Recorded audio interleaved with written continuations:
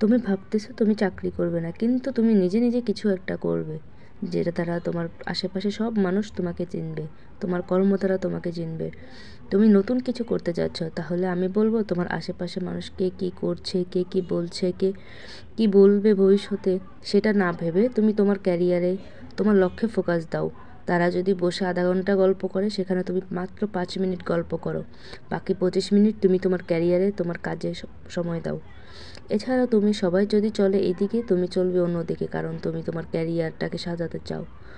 এছাড়া যখন আমাদের আশেপাশের মানুষ আমাদেরকে নিয়ে হাসাহাসি করে, ঠিক সেই মুহূর্তে আমাদের উচিত সেটাকে পজিটিভ নিয়ে আরও এনার্জি বাড়িয়ে মেইন কাজটাতে ফোকাস দেওয়া। তাহলেই তো ভবিষ্যতে আমরা কিছু করতে পারবো, তাই না?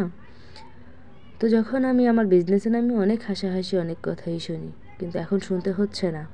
এখন শুনতে হলেও আগের তুলনায় একেবারে কম। খুব অল্প কথা শুনি এখন আগের তুলনায়। এই জন্যই বলি ক্যারিয়ারে ফোকাস দাও, তাহলে ভালো কিছু করতে পারবে ইনশাআল্লাহ। Thanks for watching.